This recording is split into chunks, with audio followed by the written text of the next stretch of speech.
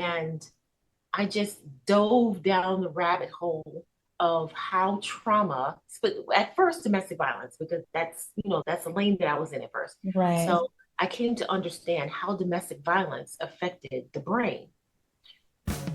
Caring for others is part of your life, but it's not all of it. This is your space for growth, confidence, and connection to the whole you. Welcome to the DaliTalks podcast. Welcome back to the DaliTalks podcast. My guest today is Symone Fairchild. Let me tell you about Symone. Not only is she a wonderful human being, it's smart, but she's so talented. She is an author, a scriptwriter, a director. And I know that there's other things that I don't know that she does. Maybe she'll tell us more about them. But Symone, welcome to the DaliTalks podcast. Thank you so much for having me. You're very welcome. I'm so excited about this because when I saw you in the Passionista circle and I read your bio, I was just like, oh my God, she's incredible. I've got to meet her. And so when I can't remember how, I think you might have reached out first. I think But so. yeah, and I'm so glad that you did because I was like, oh, okay, cool. Hopefully she'll say yes to my podcast. So, Simone, tell us a little bit about yourself. Okay, so Symone Fairchild. And I guess it's always a good thing to start at your core. Mhm. So, at my heart and my soul, I am an actress. That is my divine gift. I channel. I'm not an actor that, and this is not a bad thing, but I'm not an actor that reads the lines, memorizes the lines, and goes about it that way. I've come to understand that I give over my vessel for the character, and I give over my emotions for the character to be able to live, breathe, walk, talk, fight for their dreams, fight for their kids, do whatever it is they need to do in the 90 minutes that, we're going to be sitting there watching their story. So that is my heart and soul. I'm also a screenwriter, and I started writing when I was really young as like an outlet. And I started writing script, like dialogue, quite 5 years ago or so, I guess. Mhm. And turns out pretty doggone good at it. And and so my favorite genre is action, espionage, action sci-fi. And I'll explain why action is the thing for me in a minute. So there's screenwriting. I have been called into the space of directing a couple years ago. So I've been developing a documentary called Lean Into Fear. And going to be getting into searching for funding coming up here within the next few months or so. And I am also a thriver, hashtag thrive, post domestic abuse. So since my experience, I have done hours upon hours of research and conversations and advocating for others in that space. And I have come to understand so much of what abuse is and trauma is, and psychologically what it is, genetically what it is, institutionally what it is, Yeah. societally, all of those things. So lead to fear and I have like maybe 23 or 27 or so projects within my library that range from feature franchises, documentaries, docu-series. I just finished writing my first vertical, which I'm so excited about. I have to tell you about that. Mhm. Um, Also, books, children's books, anthologies, autobiographies. There's another book I'm going to be writing, and can't really talk about that one yet because that one's top secret. Okay. So there's that. Let's see. I'm the CEO and founder of IONDV. That's the movement to eradicate domestic violence.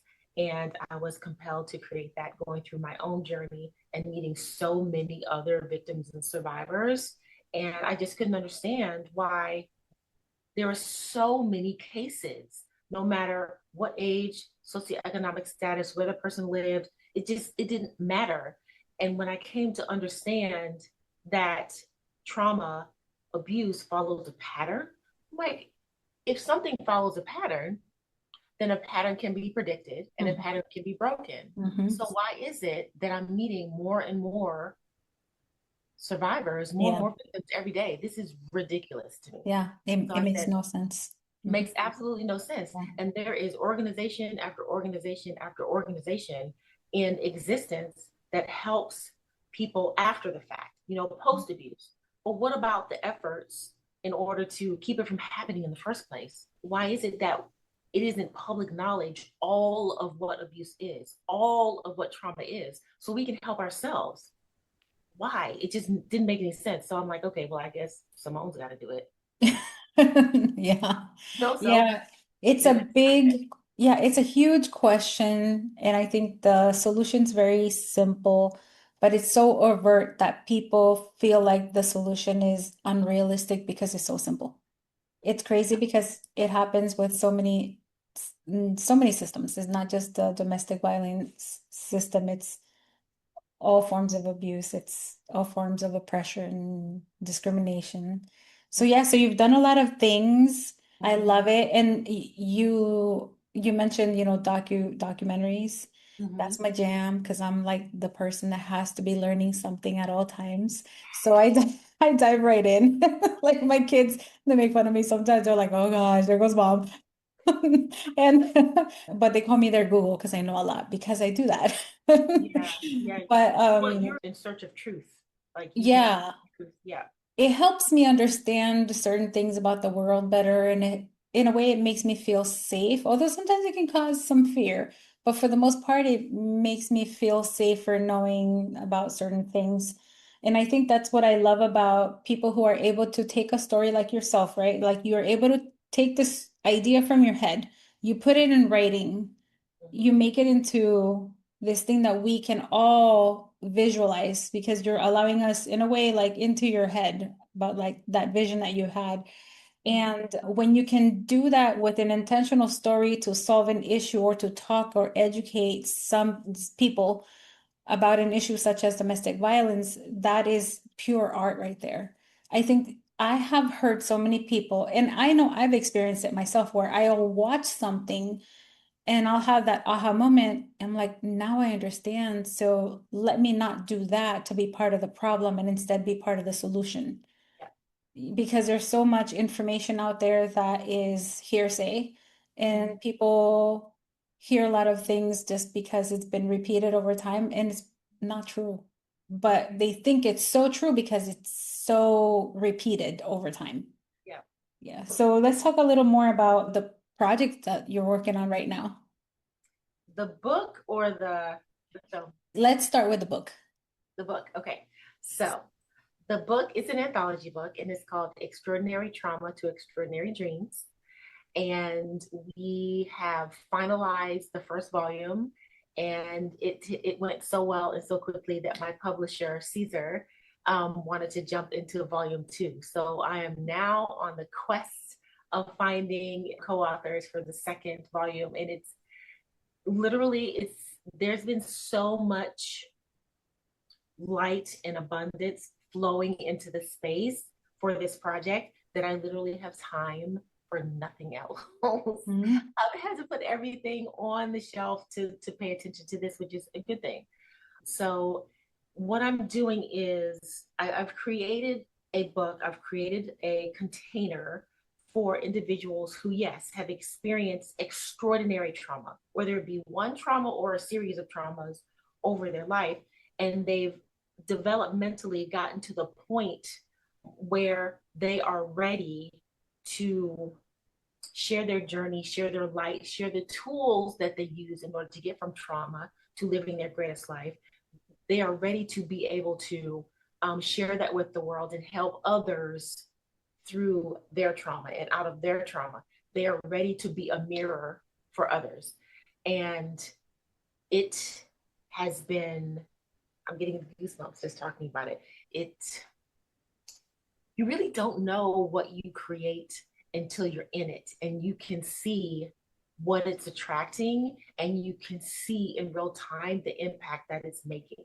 And it hasn't even been released yet. Like the impact it is making just with the co-authors that are coming on board, or really just with the co-authors that I'm interviewing, just to see and be in a space of them sharing their journey and sharing their light and just understanding how that's going to impact others that are in a space that they have no idea how to get out, or either they're out and they have no idea what to do from there. I know full well how it's going to affect them. And it's just, I am absolutely privileged to be the author, to be the visionary for this project. I was put on this planet to create I was put on this planet to create a new paradigm. I was put on this planet to help people cross over, to help people get out of where they're at and live their greatest selves. Yeah. And this book is going to do that. I love that.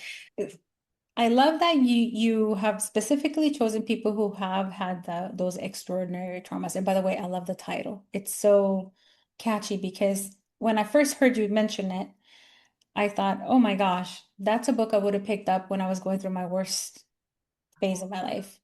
Because when we're going through that, we're looking for something that will give us hope. Yes. And I have learned over the years that when I hear people's stories of struggle, and if it's very dark and it feels and seems to them like there's no out, somehow they do something or they just keep going, right? And then they make it out. I mean, I think we all know that by hearing the powerful story of how that happens gives people hope. Yeah.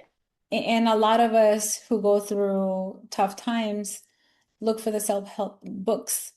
And there's self-help books, and then there's anthologies. And what I love about the anthologies is that it's different than the self-help books because those have stats and they might refer to like studies and more scientific things.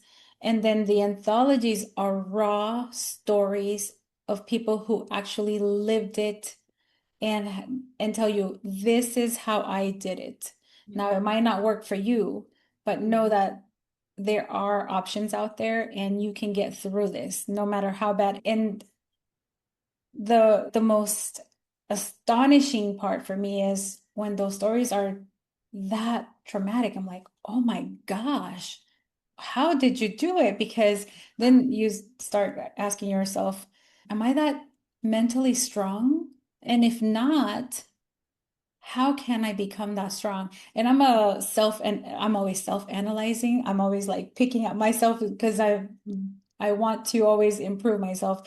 So I love that you've been able to collect these stories. So tell me how many authors are there? How many stories can we expect to read in the second volume? And how do you vet the authors?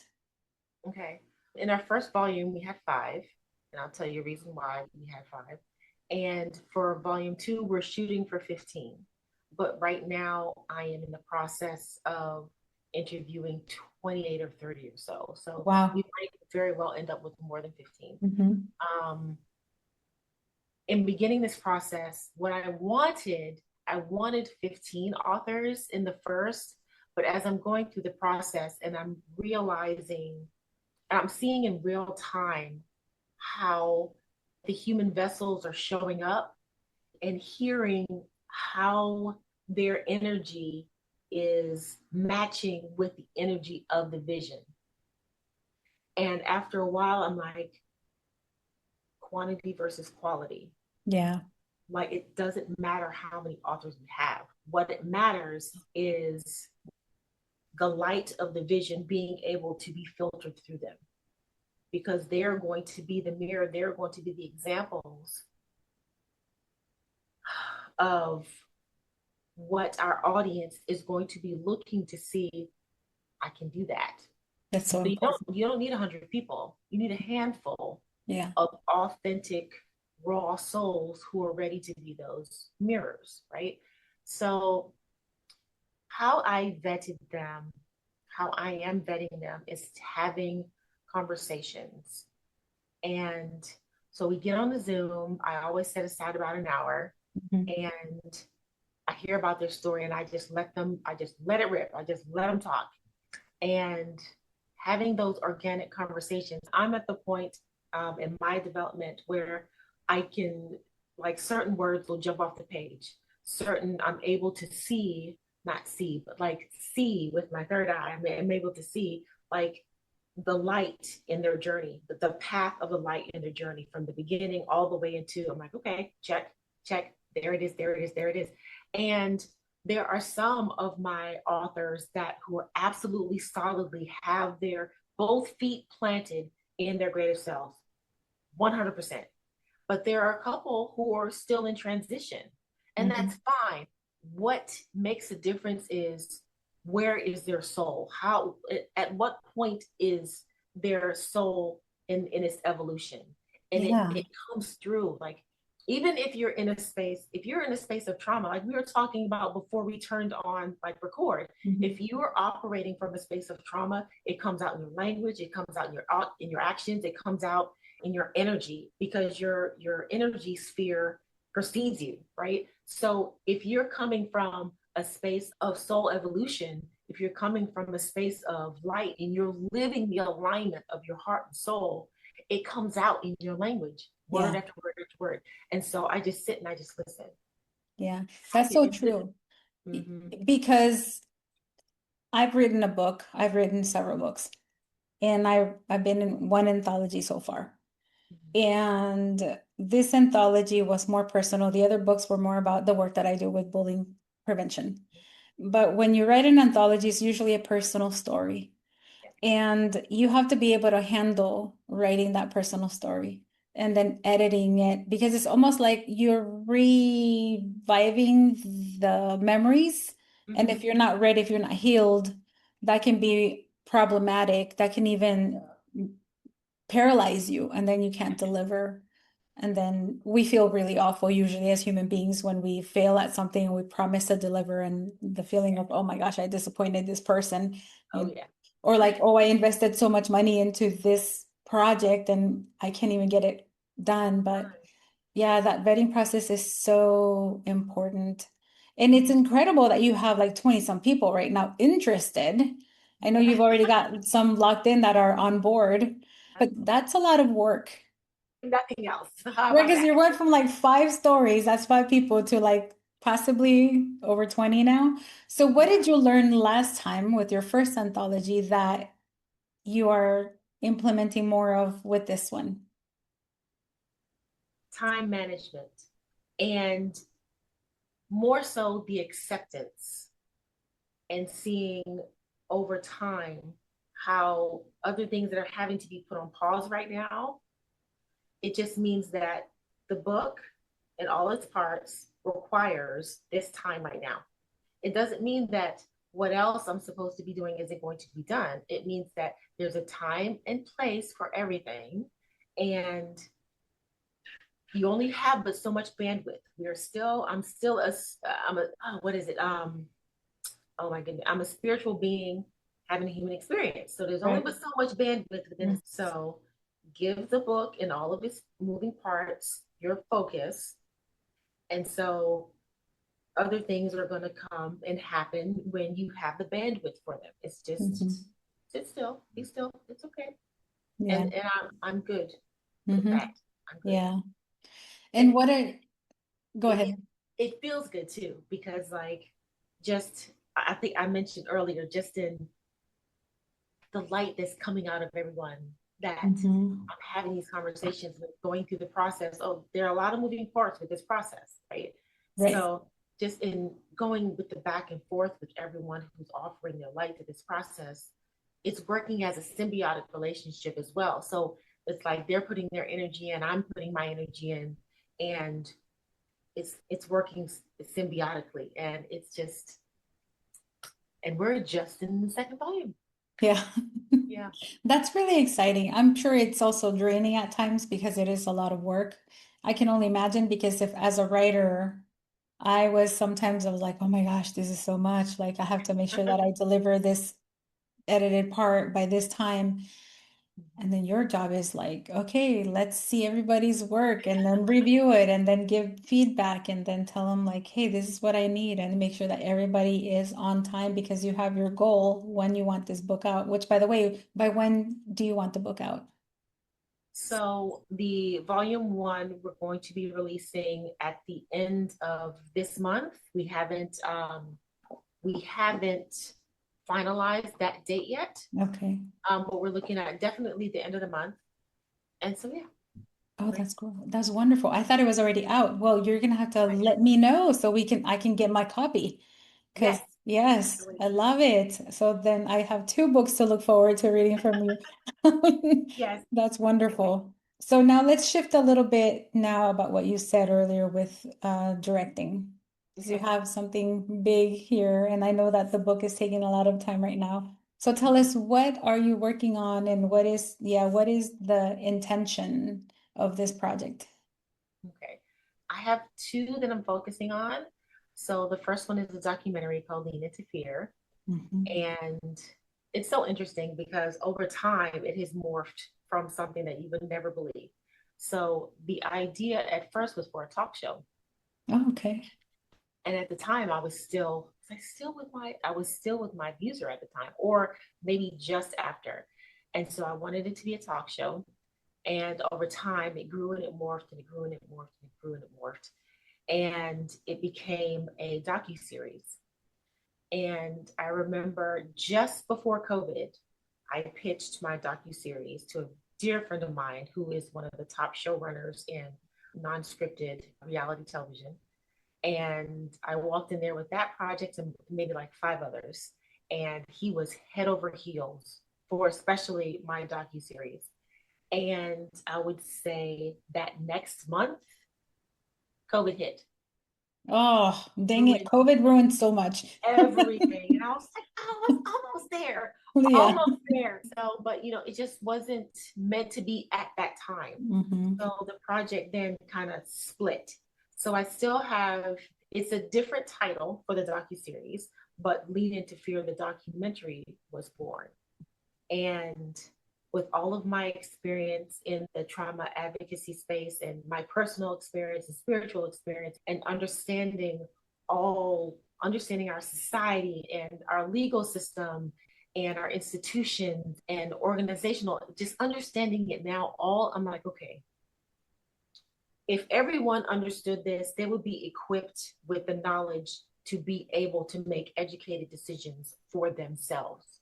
Yeah. Not only for themselves, but to be able to break the tie, break the generational traumatic DNA impressions that trauma has on everybody. Everybody has it, yeah. And people don't realize that at all. Like when you are born, there's so much on your DNA that you have absolutely no idea that's present, that's having an impact on your development, on the development of your personality. No idea. And so even if you don't experience abuse within your household, who knows what is imprinted on your DNA that you're just carrying around? Yeah. So yeah. There's epigenetic and within the womb and within society and within institutions and within our legal justice system, And so Lean Into Fear is pulling up the veil on all of that and revealing all of it, what it looks like genetically, just how it exists within our society, but also how do you get beyond that? Just because that is how our society is structured doesn't mean that is what we're meant for. Yeah. Before we got here and were born into this society, we were spiritual beings. We have souls. So what are our souls meant for? Our souls are meant to be thriving inside of these vessels. So how do we get beyond victimhood and survivorship? It's up to us to do that. And we have to have the strength. So those of us who have figured that out, it is our job to be able to shed the light on that. And that is what Act 3 is about in Lean Into Fear. How do you get over, under, or through that wall of survivorship and victimhood to get to thriving? Because that's our birthright. So how do you get there? And so I'm pulling up the veil and showing that in Act 3. So you got me hooked already, because I'm constantly questioning all of that. There are so many things that we call mysteries, but we have the answers. We just have to, I guess, be more inquisitive and dig in different places. But I love that you're going to expose the systems, because what you said about epigenetics and how we carry trauma before we're even born, I just recently heard that in the last couple of years, and I was like, huh? And my instant reaction was rejection to that. I was like, that's ridiculous. And I think that probably a lot of people feel that way because I'm like, that's crazy. How would they know? And then I start listening more about it, and I'm like, okay, this is starting to make sense. This is gonna sound woo-woo to a lot of people, but there were so many other things in the past that sound like woo-woo and we're practicing it. It's very normal and accepted today. It just took exposure and education to the public. And I love that, especially like, like what we were talking about earlier about domestic violence. And this is something so personal to me because I'm a child who grew up in a domestic violent home and I was, severely beaten too. And I I have family members, extended family members who have experienced it, and I have seen their struggle with the court system and how horribly it fails them. But we can also see that in almost everything that happens to people, particularly women, with SA, with human trafficking, with exploitation, financial exploitation, or, in relationships. It is really pervasive, sadly. And I think that the more we educate ourselves, the smarter we will be about, I guess, not, like making certain decisions that will reduce the potential of us ending up in those situations. And everything comes down to education. So what better way than a docuseries or film that can break it down? And I can only imagine the research you have to do. Can you tell us a little bit about that? Because I'm pretty sure it's intense. I'm a researcher myself, so I can only imagine. The research I've done so far? Yeah. Oh my goodness. It goes back to when I was in group counseling sessions. And I would be sitting there and everyone is sharing about what they've experienced. And there'd be times where there'd be 4, 5, 6, 7, 8, like 10 or 12 people in the room. And I'm hearing, week to week, their stories and their shares. And between that, because I belonged to, I think, 3 different organizations at the time. One that was inner city, one that was in Santa Monica, which is people there, 2-parent households making $300,000-$400,000 each, and driving Mercedes and living in $5 million homes. Mhm. And what was the other one? Then there was another one that was inner city, and I'm hearing the exact same stories from all of these people, men and women, younger and older. Housewives that don't have to work, and people who are working as security at Dollar General. It didn't matter. Yeah. And I'm like, huh, okay. And at the time, I started to also volunteer with the Los Angeles County Domestic Violence Council. And they have several different committees. A committee that, rallied around religion. There was one for mental health. There was 2 around legal, and all sorts of other ones. And I leaned eventually into the ones that were talking about legislation and mental health. And I just dove down the rabbit hole of how trauma, but at first domestic violence, because that's the lane that I was in at first. Right. So I came to understand how domestic violence affected the brain. And then at the same time, I'm going through the legal system with my situation and coming to understand you can walk into a court if you have the courage to fight for yourself in court, which is a whole nother conversation. Yeah. You have the courage to fight for yourself, and most times your child in court, you are blindsided by the abuse of the court. Yeah. It's and most devastating. Devastating. Yeah. And because I was low income at the time, I'm having to represent myself. So no experience with court at all. Yeah. And no experience with legal issues, Mm-hmm. and trying to fight for myself, trying to make sure the judge believes me and will listen, trying to make sure that I establish a framework so that my son is protected and safe. And here I am, I'm fighting against something that is not built to support me. And I'm fighting against someone who knows how to manipulate the system. Yes. It's scary. It is Yeah. terrifying. Yeah. Very. I can't tell you how many times before hearings I'm in the bathroom stall almost having a panic attack because because you're in this space and you have no protection. And at the same time, I'm still trying to heal from my abusive situation and being a single parent and trying to make sure how are we going to, at the time, I was living in a shelter. So trying to housing, food, education, transportation, and trying to make sure that there's a boundary between myself and my abuser. It was insane. But that was research. Right. And I made it through all of that. Almost didn't make it a couple times, but I made it through that. So the personal journey of growing and expanding and growing and expanding and growing and expanding and having the motivation of, if I don't make it, my son's not gonna make it. That and my unknown at the time, divine light pulling me along. That was research. Yeah. But it just kept growing and growing. And what really fascinated me, and I went to school, I was a nerd, total nerd. Like I loved science, loved reading, and I really enjoyed spaces where I was learning about things that you couldn't necessarily see with the naked eye. So come to understand that domestic violence, because that's where I was at that time, chronic domestic violence causes brain damage. It causes a shrinking of, is it the amygdala or is it the hippocampus? One of those. It causes a shrinking of that. And when your brain function is changed in that way, that is brain damage. Yeah. And I'm like, are you serious? Yeah, I recently learned that. That's insane, but it makes sense.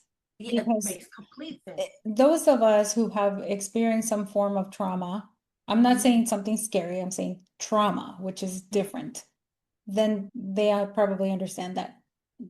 So now I'm glad that people are speaking more about that. I'm glad that you're going to be exposing a lot of that information to the public, because we have a culture of blaming the victim, and it is another form of re-victimization and re-traumatizing people. It's so unfair. It's crazy because films can create social change. And I hope that your film, your project does that. I hope that it contributes to the social change. I know it's happening at some level, but I don't think it's strong enough. We need more and more and more of this. I almost wish, just like the government has a department for defense, there should be a department for good PSAs. Like invest several billions of dollars to put some information on huge billboards throughout the country. That would make such a big difference, because that would be inculcated into the communities throughout the nation on, here are some facts that you should know about. And then you take it further, and we all have access to the internet. But I love that you're doing this, and I'm sorry that you had to experience that. Well, you didn't have to, but I'm sorry that you experienced domestic abuse, because nobody deserves that, and it's just something horrible to go through. Not just you, but your child. No matter how small, it's not fair. Nobody deserves that. And again, you are making something beautiful from that experience. You did not allow your trauma to control you and to dictate the path of your future. And I think your story alone is something read worthy. And by the way, does the first volume have your story in it? Yes. Good. Okay. Good. Yes.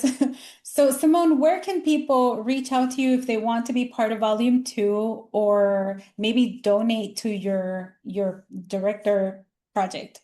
Oh, wow. Yes. So if they want to reach out to me in regards to being a co-author, they can definitely email me. I'm at Symone Fairchild, and I'll spell that, at Gmail. So it's SYMONE Fairchild, FAIRCHILD at Gmail. They can also book an appointment on my Calendly, and it's under Symone Fairchild as well. They can just automatically do that. And in regards to donating to like Lean Into Fear, they can, I have a fiscal sponsor, and it is, yeah, so I love it. It's called Cinefem. And if you Google Lean Into Fear and Cinefem, so Cinefem is spelled CINEFEMME. If you Google the two together, you will find the profile for Lean Into Fear, and there's a quick donate button, and you can go ahead and donate however much you want, and you'll get that all back on taxes. Wonderful. I'll make sure that those links are in the show notes. And you're also on social media, right? Yes, my social media. So I'm gonna list my TikTok first because I really like TikTok. So my social media handle on TikTok is just at Symone Fairchild. Same for Facebook, Symone Fairchild. And on Instagram, it is IONDV, which is the name of my nonprofit. It's EYEON.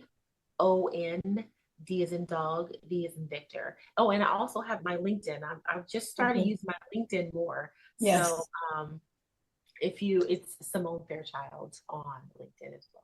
Wonderful. Thank you so much. And we didn't get to talk about the nonprofit, but that might be episode 2. Yes. So if you're up for it, yeah, great. There's another project I want to talk about too. And yes, we'll have to do a 2. A part 2, yes, absolutely. Symone, thank you so much, not just for being you, but for pursuing your dreams, for seeing a solution to a problem and pursuing that as your personal mission, because I love it when people have these dreams and they pursue them, because they're not just achieving their dreams, they're putting out goodness into the world and showering us all with your gift. And that's beautiful. And yeah, thank you for being you and being such a strong, wonderful person. Thank you. Can I add something? Yeah. When you said that I'm sorry that you experienced domestic violence and no one should go through that, I absolutely appreciate you holding the space for me in that regard. I also am grateful for my experiences because I know why I was put on the planet. And the pain I've experienced has become my purpose. And I was meant for that. Right. Yeah, I understand that. Yeah, there was absolutely a silver lining in all the painful experiences that I've had. And it has made me, it's very scary, very painful, very traumatic, but has made me the warrior that I am today. And definitely. I am over the moon, so beyond happy that I am living out my divine calling on this planet. And it's partly because of the pain that I've experienced. Yeah. I'm so glad that I am doing what God put me on the planet to do. And it's partly because of surviving the fires that I had to go through. Yes. So I want people to understand that just because you experienced domestic violence or SA or human trafficking or horrible, you don't have to stay there. Right. You're not meant to stay there. Exactly. You're meant to be who you are meant to be thriving as. I am. What does it say? What does that say? Yep. Everyone is meant for that, no matter what they've been through. Ooh. Thank you. That was beautiful. Perfect way to close. Thank you so much. You're welcome, Symone. Thank you. Okay. Hey, did you like that episode? I have an ask. Would you mind leaving me a review? It would really help me improve this podcast so that you can come back and keep listening. Also, don't forget to check me out at DaliTalks.com and follow me on social media at DaliTalks. Until next time.